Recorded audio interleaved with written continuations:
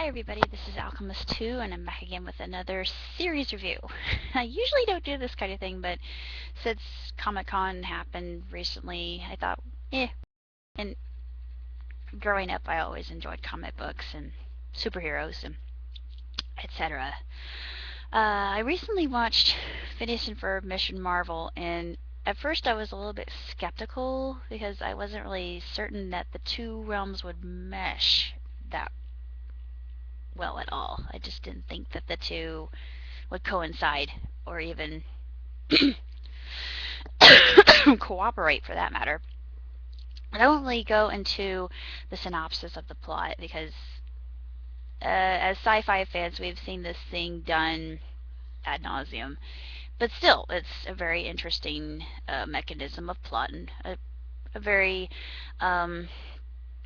excellent meme or theme or trope, and it's just really well exceptionally done, and it's just superb. It's splendid, and there were many times that I found myself just laughing my rear end off at this, especially when Red Skull was talking to Heinz Doofenshmirtz, and Heinz couldn't understand a word he was saying, and he said, "You really need to see a speech pathologist." And I absolutely died.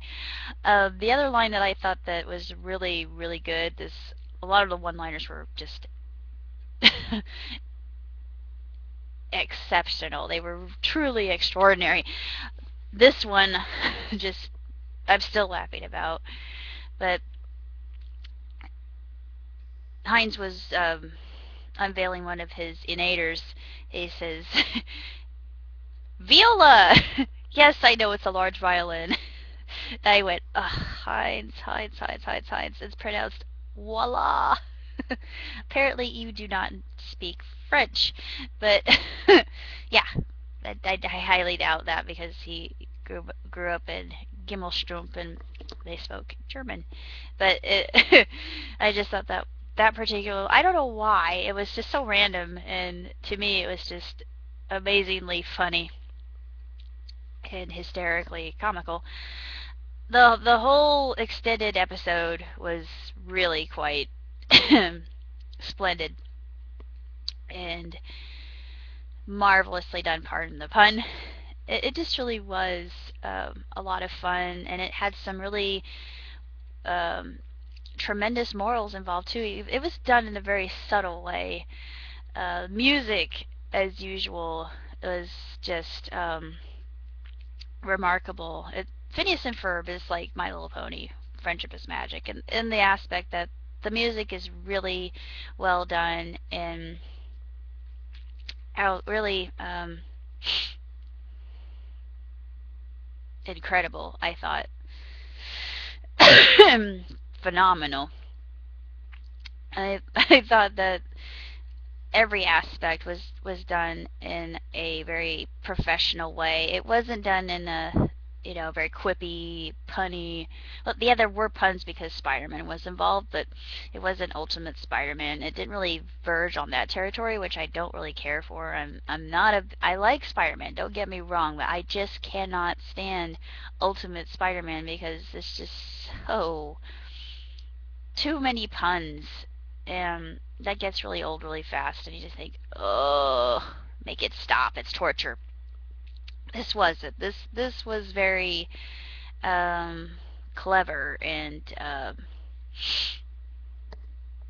witty, and there was a lot of good satire here. And of course, the fourth wall was broken quite a few times, and they even had a reference to Portland WizardCon, or I think it was Comic Con. No, it was WizardCon. That they reference it in a very covert way.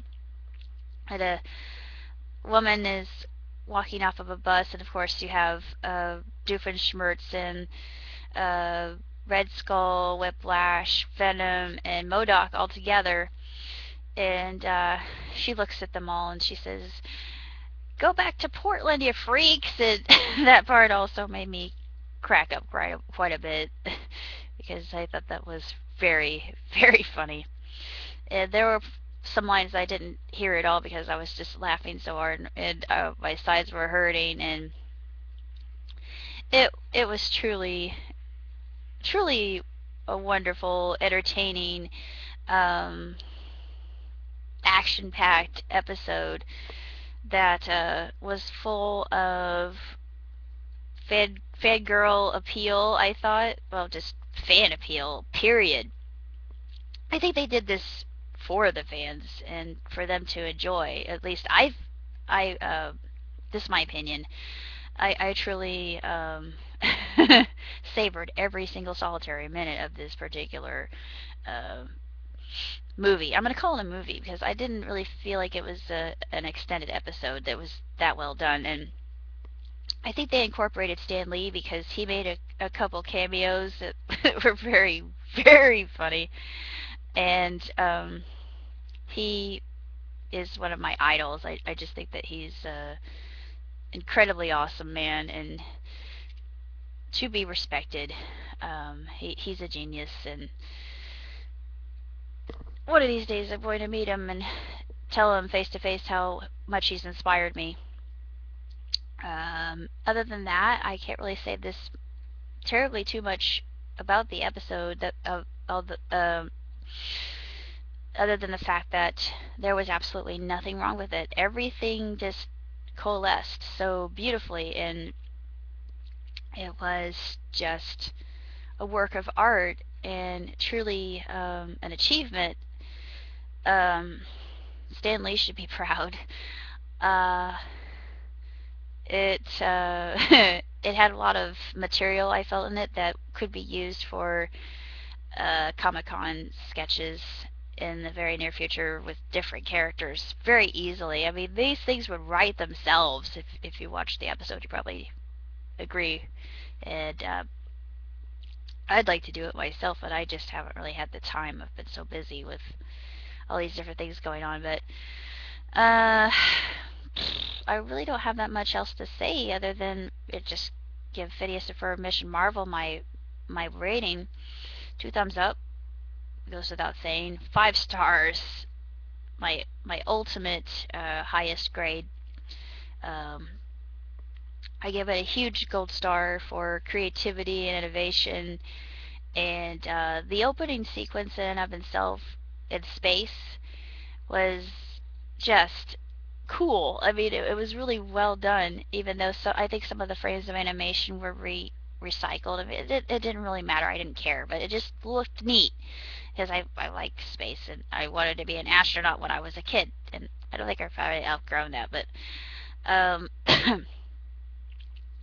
regardless, this was just absolutely sensational and superior, resplendent entertainment, and bar none, it really truly was. And I wasn't bored. I wasn't thinking how ridiculous the situation was. I thought everything fits, and it's following the right timeline, and the characters are they're canon. They all do things that I would expect them to do. It was all very logical and rational, and everything just fit properly together. And they deserve the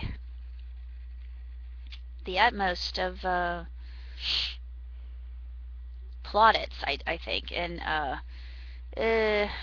not really sure what else to say about this particular movie, other than I want a copy of it for myself just because I think it's that good, and I just want it as part of my collection. And if you're a fan of Marvel, then this will probably be right up your alley or your cup of tea, whatever colloquialism you use. If you're a fan of Phineas and Ferb like I am, and you're just kind of hoping that something like this would happen, and your wish was granted! Yay! What could be better? I mean, it was just the best fan-oriented crossover I have seen in a good, well, I have to say another one of my favorites, even though I'm not really a fan of Ben 10, is the crossover between Generator Rex and Ben 10. I would really like to see a crossover between Max Steel and Generator Rex, just because I think that would work well, and I feel that they would have a lot in common.